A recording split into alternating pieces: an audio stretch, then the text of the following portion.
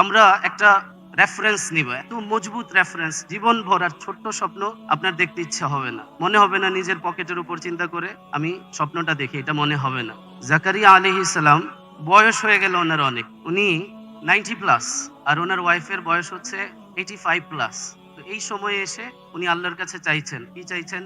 إذ نادى ربه نداء خفيا قال رب إني وهن العظم مني واشتعل الرأس شيبا ولم أكن بدعائك رب شقيا وإني خفت الموالي من ورائي وكانت امرأتي عاقرا فهب لي من لدنك وليا يرثني ويرث من آل يعقوب واجعله ربي رضيا يا زكريا إنا نبشرك بغلام اسمه يحيى। তো এই রেফারেন্সটা এত মজবুত, এত মজবুত। আমি যখনই কোনো স্বপ্ন সেট করতে যাই, আগে এই রেফারেন্সটা মাইন্ডে আনি।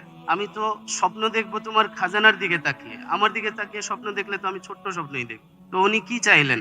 উনি চাইলেন খুব চুপিসারে আস্তে আস্তে আল্লাহর কাছে কানলেন, বললেন, আল্লাহ, আমার হাড্ডি নরম হয়ে গেছে, আমার চুলদারি সাদা হয়ে গেছে, আমার ওয়াইফ বুড়ি হয়ে গেছে, কিন্তু আমি ভয় পাচ্ছি যে আমার তো বংশধর আর থাকবে না, আমার তো সন্তান নেই, এই ভয় আমার হচ্ছে, তো আমাকে একটা সন্তান দেন।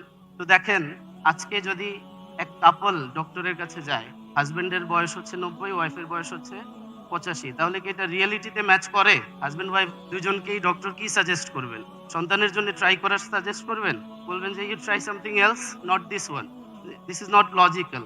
কিন্তু আল্লাহ বললেন, ইন্নী নুবাশশিরুকা বিগুলামিন ইসমুহু ইয়াহইয়া, যে ঠিক আছে, সবার কারো লজিকে মিলবে না, এটা হবে কি হবে না কেউ বুঝবে না, কারো এটা জেহনেই আসবে না, দিমাগেই আসবে না, কিন্তু আল্লাহ চাইলে অবশ্যই হবে ইনশাআল্লাহ। Yes or no?